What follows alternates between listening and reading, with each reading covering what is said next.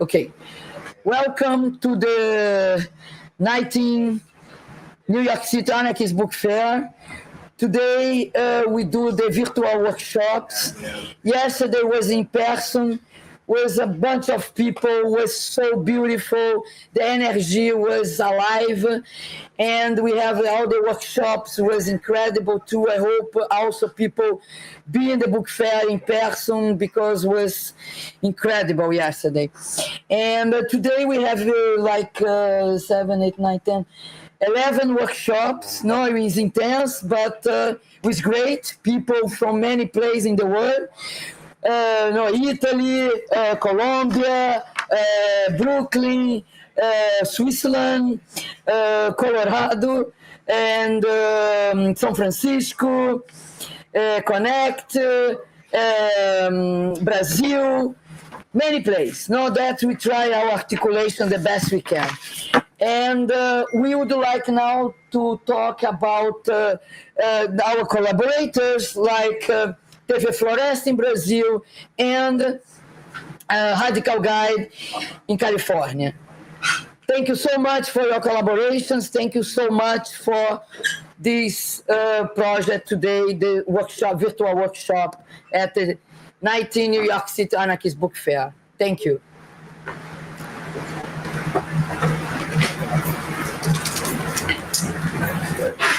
We are here with M and Jim from Autonomedia. Yeah. And Jim from Pitt.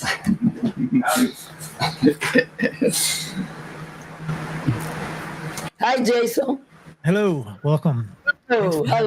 It's great to hear. Thanks for having me here. Let me pay my respect. I know there's been a lot of work going on behind the scenes, just so much happening. Y'all pulled together such great panels. Radical Guide is proud to be a part of this. So let me give a moment just to kind of give a background of who Radical Guide is and why we're here to hold this space. So Radical Guide works to connect, amplify, and unite liberation movements by preserving their histories, amplifying their present struggles, and fostering transformative spaces for education, dialogue, and collective action. And this event represents that. It's people from all over the world who are looking at what is needed to create a better world, and so happy to be here. So thank you, New York City Anarchist Book Fair, for having us. Thank you, Pitt, for hosting this space. It's an honor to be a part of this. Thanks. Oh, thank you so much. Hi, good. Where are you, Gustavo? From Brazil.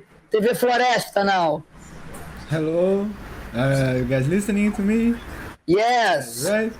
I'm here representing the Floresta TV, which is a media collective created to give voice especially to the indigenous people from Brazil.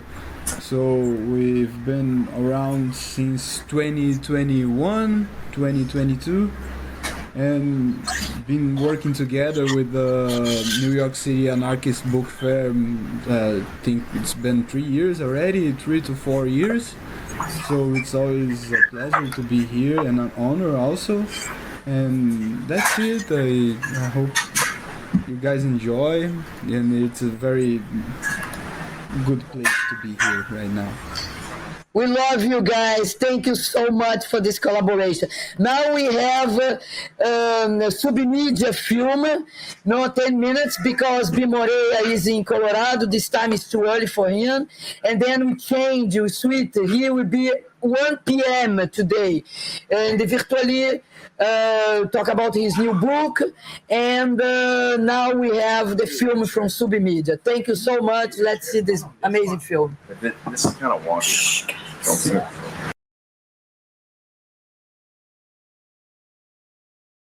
The golden age of America has only just begun.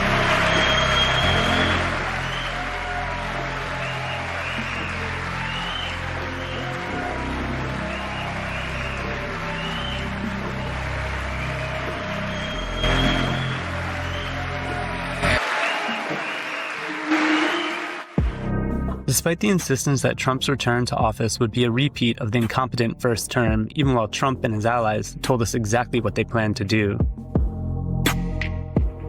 Despite the liberal assurance that Trump could not possibly win, while ignoring the fact that Israel's genocide on Gaza was driving potential voters away.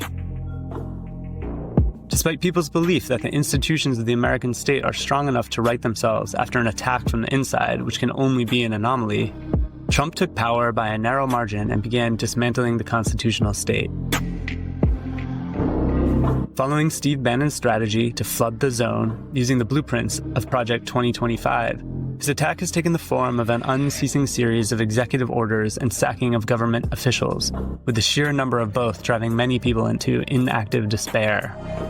But this attack has also led many commentators to insist on the fact that not all of these orders will become actual policy or law, that the policies will be defeated in court, and that the storied institutions of the US state can withstand this assault.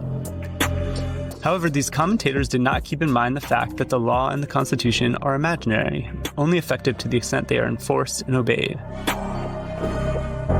With the removal of officials and the anticipatory rush of people to obey his racist, misogynist, anti-trans, and eviscerating economic plans even before they become official policy, his orders now become fact. There is still the potential obstacle of incompetence and the fact that the bureaucratic replacements are loyalists but not experienced. But this roadblock isn't assured.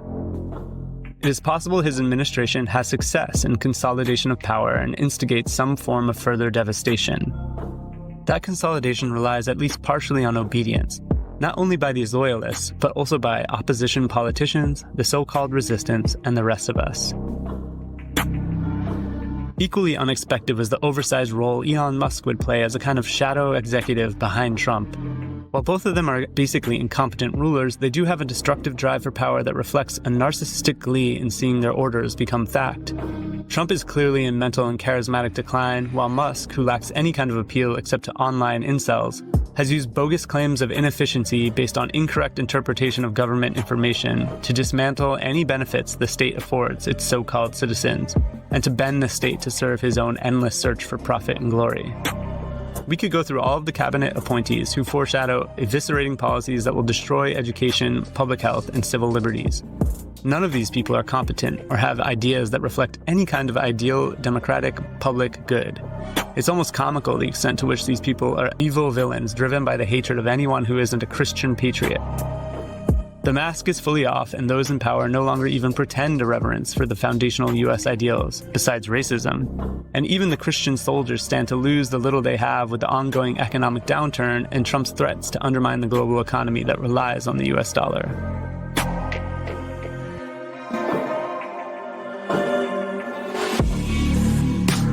As in other countries, trans people have become a lightning rod for grabs at authoritarian power.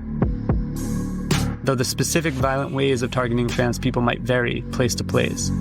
Like abortion, the right wing in the US has used anti-trans talking points and legislation to rally a chunk of the population to direct their resentment at a minute percentage of the population, with the aim of opening the door for direct control over people's bodies and reproductive capabilities. Paired with attacks on migrants, trans people have become the target of white resentment, where most of the US population finds life harder and harder, less pay and higher prices, living off debt with little to no access to reliable healthcare and poor prospects all around. They follow the claim led by politicians on the right and left that these people, such as trans people and migrants, are somehow receiving freedoms at the expense of the white majority. In the wake of attacks on migrants and trans people, there's also been a dismantling of any policies that support black people, people of color, disabled people, and so on. Racism collapsed into the shadow of the so-called woke, or DEI. Immediately upon taking office, Trump issued a proclamation against gender ideology, the catch-all term invented to encompass any form of transness in the name of protecting women. If we read the convoluted language of this executive order, we can identify a paradox of this expansion of executive power, which perhaps also points to a way for us to sneak by. The executive order frames itself as protecting women from the attack of gender. In the US, there's a long history of defending women, that is, white women, in order to excuse murderous policies, typically against black people, immigrants, people of color, and gays. We can see in this language, too, the nascent attack on education, as the order locates what they claim is an undermining of biology and scientific fact in phrases that echo queer theory.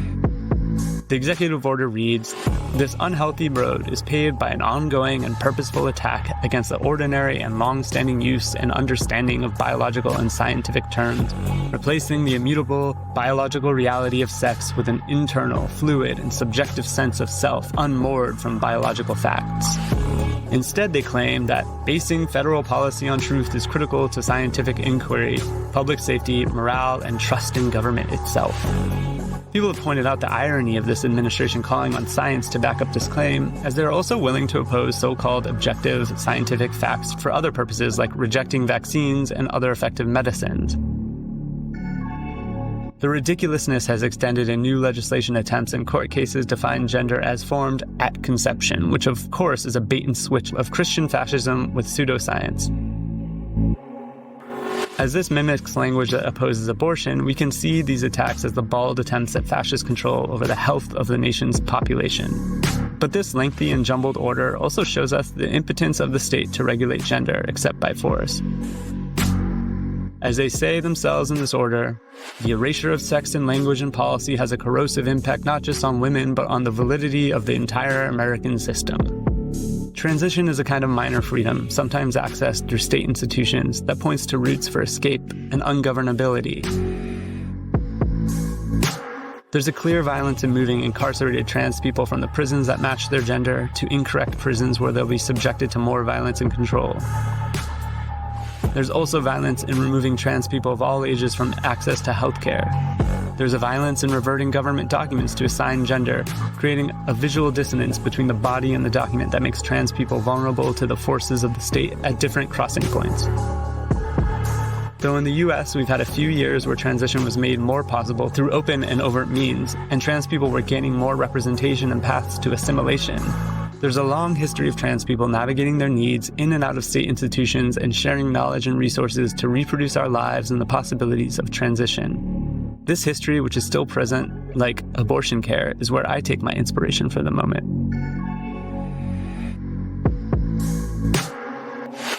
At this point, it is undeniable that the edifice of the US state has irrevocably crumbled. We're not going back to how it was before. There will be no return to normal except in an adaptation and acceptance of this implementation of a more direct and overt fascism.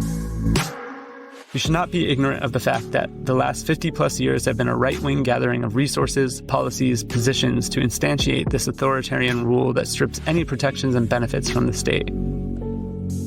While this counter-revolution is violent and does not follow our dreams and wishes, it still is a rupture where we can take action. Instead of a top-down view that sees our lives completely determined by what is going on in government, we take inspiration in the ongoing networks of mutual aid and resource sharing that allow for our lives to continue regardless of the regime. We also can draw strength from the increasing frequency of uprisings and the learning process of more and more youth about how to fight in the streets. There will be suffering and repression, but there are clear weaknesses in Trump's moves at this moment that can offer us opportunities for care and rebellion. Don't forget what operates in the dark. Don't forget the damage affinity groups can do.